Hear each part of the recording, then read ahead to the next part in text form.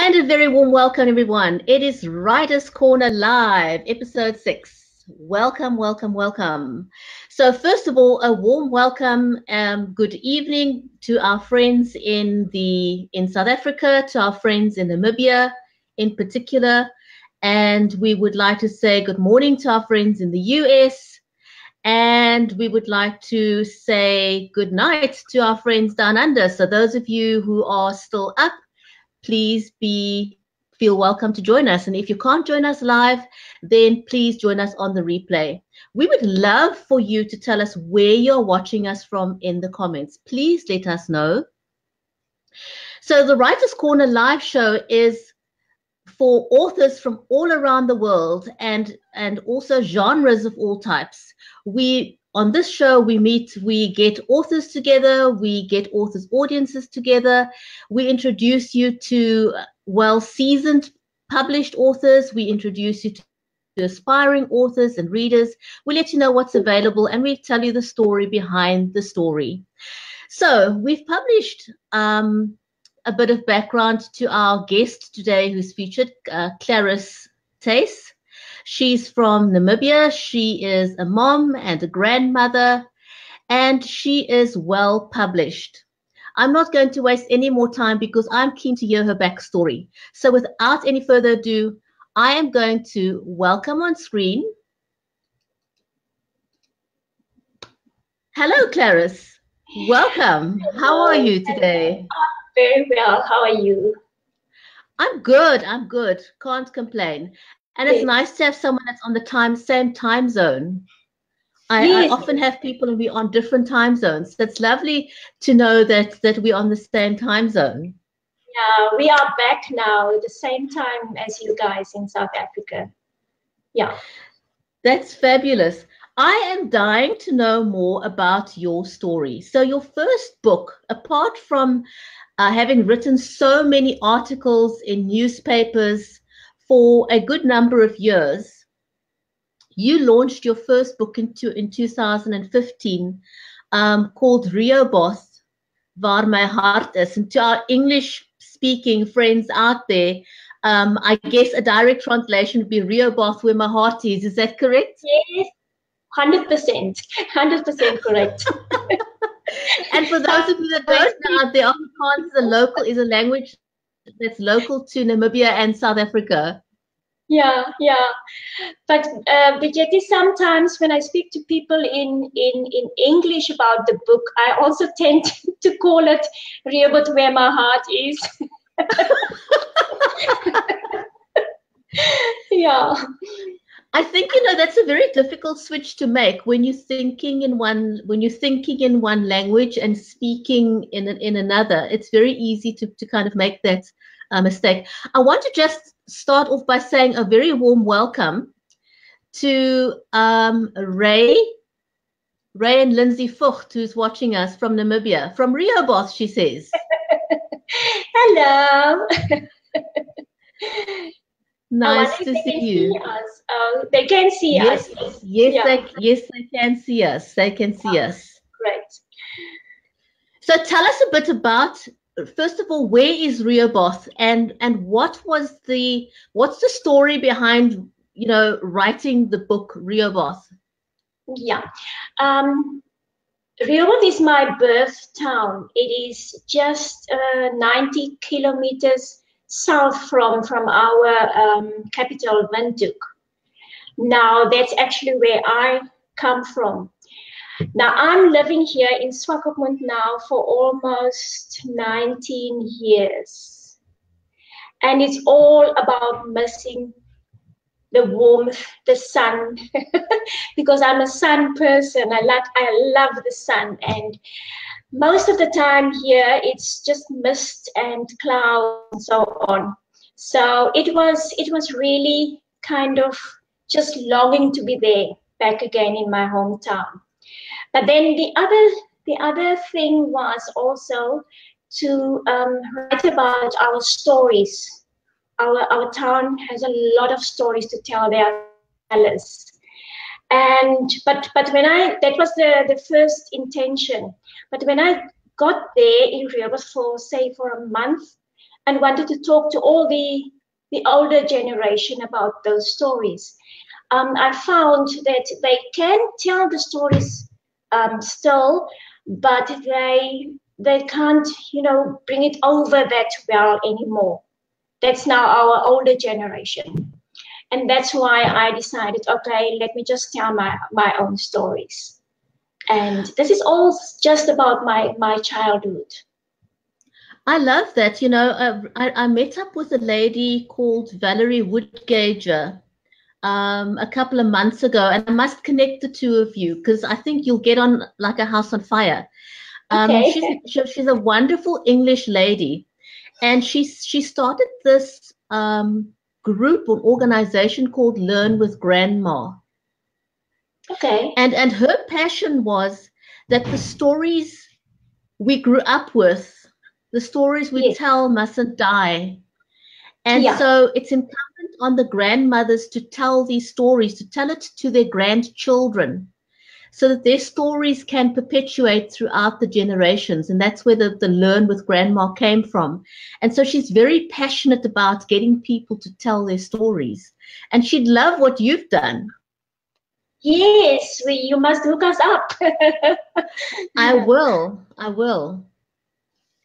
And so is your family still in Rehoboth? Your extended family?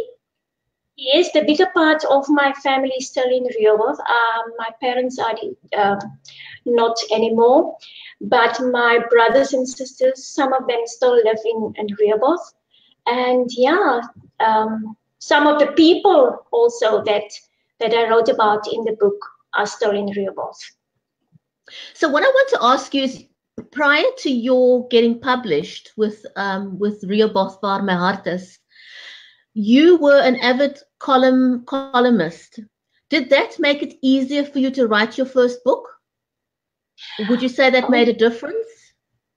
Yes, definitely it helped a lot. But I must say, I always knew that I wanted to be a writer. I always knew that. So it actually, you know, it came easy. It was not difficult to do that. And Didi Olivier says hello. Hi, Didi. Didi is far, far away from here. So for anyone, you know, this is what people always want to know. If they want to get started as an author, how easy was that for you to get published, or was it a difficult journey with your first book? With the first book, it was definitely very difficult. I actually wanted another publisher, or a publisher per se, to do this for me. In the end, I end up self-publishing. That one was self-published because it is, especially here in Namibia, it is a little difficult to find a publisher that will take you, you know, from the beginning to the end. So I end up publishing that one myself. And did you have to guide yourself, kind of do the research yourself, or did you have a mentor that helped you to self-publish? Oh my dear, I helped myself through everything. You know, I was so, how can I say it? I was so attached to my little baby. I didn't even want another person to edit it. I was the writer, I was the editor, I was the publisher, I was everything with that one. But I did a lot of research, and yeah, self-publishing these days is very easy, and it's actually the norm. What was the experience like for you when you actually got published the first time? Because a lot of writers say that, you know, when you're writing, when you put yourself out there, you're actually bearing your soul to the rest of the world. How did that feel for you? Was it scary or was it exhilarating? It was absolutely exhilarating. It wasn't scary. It was such a wonderful place to be. And I knew that I had a lot of support from especially the people of Rehoboth, because they feel just like me to tell their stories, you know, and to keep the stories for our generation still to come. So I was not scared, and I had the support of my husband and my close family, my children. So yeah, it was an amazing journey. That was going to be my next question, because a lot of people say that the support of their family was very integral to their success, because obviously it takes a lot of energy, it takes a lot of time, it takes a lot of dedication, and if you don't have the support at home, it could be a lot more difficult to get published. Yes, that's very true. I'm so grateful for my husband. I know that he spent a lot of time alone while I was alone in here writing, but he knew that is my biggest passion. So he was all for me, and he understood until now, because I'm busy all the time. I'm just writing. I'm living my dream right now. That is fantastic. I really love that that your family has been able to rally around you. So how did that lead into your second book in 2016? Now that was fast, because you published your first book in 2015, and then you released your second one that you started to work on, Basterpoeding vir die Siel. Yeah. And I don't know if my translation into English, for the sake of our English listeners, is going to be correct, but it's something like, and don't laugh at me, but I went with hybrid / half-bred dessert for the soul. That's a lot. Sorry. That one, yeah, we started out with that one in 2016, but we only launched it this year, 2018, this year. The reason why I embarked on that one was because I found that with the first book, that my people, especially people from Rehoboth, they wanted to tell their stories. They were eager. They just want to, you know, to share their stories with people. In the beginning, the concept was like chicken soup for the soul, if you can remember. Jack. Do you know, that was exactly. I didn't want to sort of say chicken soup for the soul, but yeah. But to me, that was kind of the best translation into Afrikaans. But I kind of thought, you know, here is something. I mean, you could have called it hoendersop vir die siel, but yeah. it would just not have had the same oomph as your title, because it's uniquely Afrikaans and it's something that your audience can relate to. But it has, to me, it conveys the same feeling as chicken. It's heartwarming. It's embracing. Yes, yes. You are absolutely right. So yeah, that's where it started. And then I also just want to say that you received awards for both those books. I mean, yes. that must have warmed your heart, because to get recognition for your first two books that you got published with, and especially because your first one was self-published, is phenomenal. Thank you. Thank you. I'm also very chuffed about that. I'm so pleased, and I'm proud. And even my co-writers, they it's their first time, they are up and coming, and for them also to be part of this was absolutely phenomenal. We are just so proud and happy. That is fantastic. Is there a theme that goes through the books from Rehoboth, Waar my Hart Is, to Basterpoeding vir die Siel, and now you're working on Stemme uit Namibia, or in English, Voices from Namibia?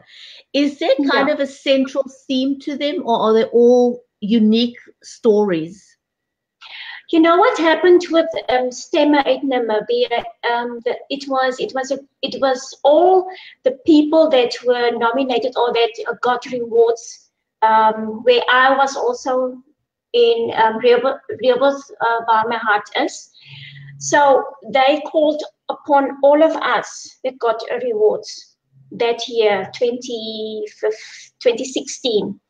And so that 4 of my stories that was in or appeared in Rehoboth Waar my Hart Is. You see that I'm doing that also. Rehoboth Waar my Heart Is. 4 of those stories are also in Stemme uit Namibia. So yes, that's how that happened. But Basterpoeding for die Siel is more. It's it's a mixture. It's a cocktail of stories, different stories. That's also where the name Basterpoeding comes in, because it's such a lovely dish. Also, if you think about it as a dish, you can dish it up formal. You can dish it up at a braai, even at a dinner, even warm, also cold as a salad, and so on. So the stories is so diverse in the book. So yeah, that is the whole concept. And the people that work with you, the aspiring writers, are they all new to writing? Was this a form of you mentoring these writers? Yes, I think two of them were already published, but the rest were up and coming. It was their first time, and yeah, I was the mentor in this project. Yeah. Fantastic. Now I want to get to a project that you are currently working, entitled Letters to My Son, Yes. which is still, I believe, a project in working, and that you're co-authoring with him. Tell us a bit about this book. Without giving away too much, but just tell us how. Yeah. The title is somewhat telling. So just explain to us what got you to the point of wanting to write about something personal. Because generally people don't write about their children because it's personal, it's private. You don't want to share that with the world. Yes. What is it that's different about this relationship that made you want to write about it? I think it's the victory we experienced in the end. My son and I had this relationship, love and hate, for a long time after he returned from London, where he was working, on that working holiday thing. And he changed when he came back. And I mean, people change, but he changed in a lot of ways. And I was kind of upset. Maybe upset is not the right word, but we always had this volatile relationship after he returned. Then we love each other, and then we hate each other, then we oppose each other, and it was like that. But in the end, I accept him. I accepted him the way he was then, and love conquered everything.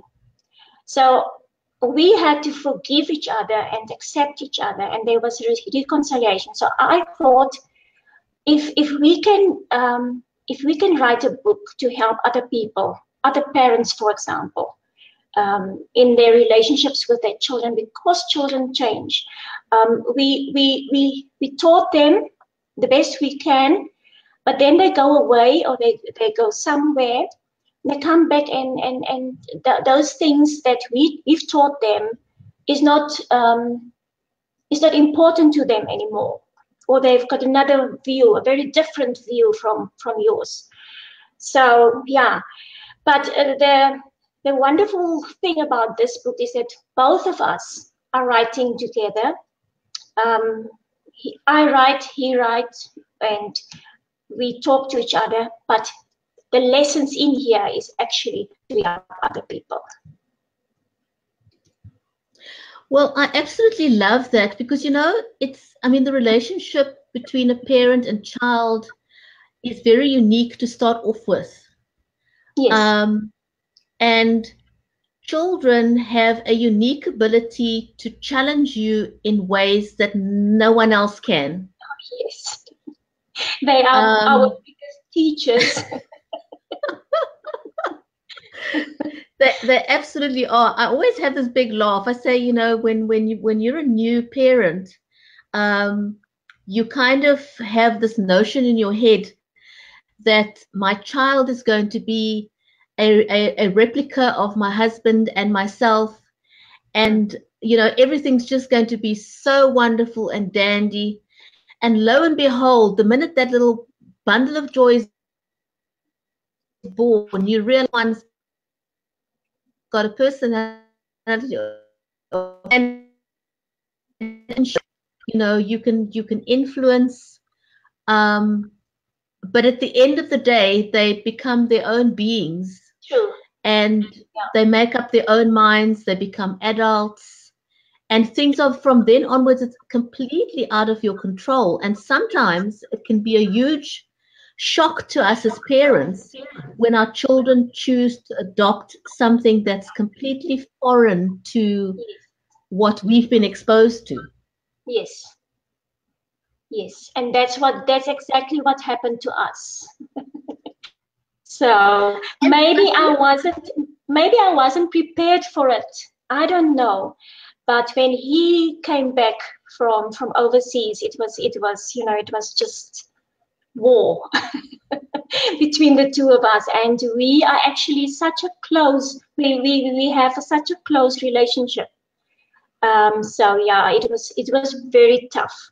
But now that looking back, yeah, that is the biggest reason. Looking back and see how we actually, you know, have found victory over all our problems. Now I think we can share with other people. That is fantastic, and I really am looking forward to having that book on the shelves as well. When can people expect to get that book? Any idea? That will most probably be the end of next year, because it's still in the beginning phases. Okay, well, so that's a huge project in the making. Yeah, and then I believe you're also working on another Afrikaans novel about the Fish River Canyon. Tell us a little bit about that. Yes, oh wow. I wanted to bring Namibia on the map a little bit, and that's the reason for having this story, you know, in the Fish River Canyon. But it's just a novelette, they call it these days, just shorter than a novel, but it's for a competition actually. I've entered a competition, and yeah, please hold thumbs for me so that I can get that prize. But yeah, it's yes. The Fish River Canyon is well known. I mean, if you I think you have to. The last time I checked, I don't know, but the last time I checked, if you wanted to go and do the Fish River Canyon hike, you had to book almost a year in advance. Yes, that's true. Yep. It's true, yeah, and you have to be very fit to also do that. You have to have a doctor's certificate to be able to do that. Yeah. So. Oh, really? I didn't know that. Is that a new thing? Yes, yes. And there's a lot of research going in there, because I was never on that hike ever, but my daughter went on it for a few years back. So yeah, I'm getting information from her, you know, real life. She's telling me everything what went, because it's a 5-day hiking trail, and it's actually very tough, they told me. But yeah, it's a love story. It's a beautiful story, and I hope I've just got big things for that story. Guys, go and Google the Fish River Canyon in Namibia. In fact, just go and Google Namibia. You will be amazed. It is a beautiful, beautiful country. It's simply 2 hours flight away from Cape Town. It's literally the same distance between Cape Town and Johannesburg. Just a 2 hour flight away. But you will not, it is an amazing country. It has got a unique beauty. You have to put it on your bucket list. Right up there with coming to visit Cape Town. You have to go and see Namibia. Put it on your bucket list. Go Google it. Go have a look at the pictures. It's a fantastic place to go and visit. You will absolutely enjoy it. And if you fit and you're up for the Fish River Canyon, you have to book it a year in advance. But it's an awesome hiking trail. Almost everyone I know of that's done the Fish River Canyon has walked away with so many stories, and it's something they will forever treasure. Yeah. And they will, of course, have to also read my story. Looking forward to that. And lastly, you are also launching your own omnibus in October. Tell us about that. Yeah, I've already written 2 stories for the omnibus, and I'll be finished by October, maybe early in October, and launch it by the end of October. Congratulations. That is wonderful. Thank you so much. So if I'm always writing. If you've got a quick tip for somebody out there who would like to who is an aspiring writer, what would your advice be for them? It's a craft. It's something that you have to practice every day, and I'm sure if you are an aspiring writer, you must love to write. So, and read. You cannot write if you're not a reader. So read a lot and write a lot. And don't worry too much about writing correctly. Just write, let it all out. You can edit later, but write and read. Read is very important. So it's really just get started. Yes. Okay, so now we've got into the we're almost at the end of our show. Yes. So for the last 2 minutes, I'm going to put you in the hot seat. I'm already in the hot seat. And ask you our quick fire questions. They're just really, really fun questions. Are you ready? I'm ready. Okay, so here's our first hot seat question. What is one word that you use too much? It's not a word, but it's Ah, so it's a mannerism. It's a mannerism. Next question. What is one book that everyone should read? Eat, Pray, Love, Elizabeth Gilbert. Lovely book. Good choice. Yes. What is one thing you can't live without? My lipstick. My lipstick. I think that's true for most women. What's your favorite musician? Or who's your favorite musician? Lennox. What's the weirdest thing you've ever eaten?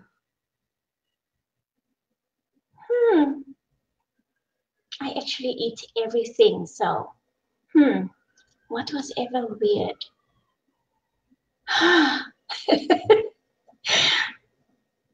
Nothing. Nothing weird. You eat everything. Okay, last question. What is the phrase that defines the way you live your life?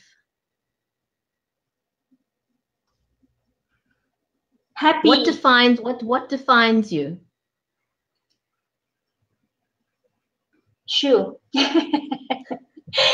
I try to be always happy. So I don't know. Yeah, happiness. What I stand for, and then also forgiveness is my religion.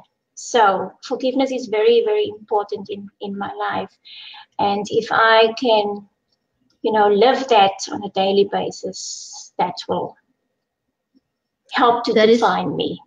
Maybe not define me now already, but help to define me. Fantastic. This was so much fun. I want to say a huge shout out and thank you to Ray and Lindsay, to Didi, Olivier, to Corinda Singh, to Jacoba Bierkus, also Loretta van Wyk, Nicolaas Olivier. I hope I haven't missed anyone. To everyone who's watched the show live today, thank you for joining us. Thank you all for watching. It was great having you on the show. Thank you for your time. Thank you for sharing of yourself and your stories. And thank you so much. What I've done, everyone, if you'd like to find out more about Clarice's work, if you look in the description below the broadcast, you will see her social media links. So please do go along and check out her work. And so thank you very much. Clarice, it was fantastic. It was awesome. Thank you for watching, everyone. Please share the broadcast. Have a great evening and a great afternoon further. So from myself, Bridgetti in Cape Town, it's goodbye for now. Bye. Bye-bye.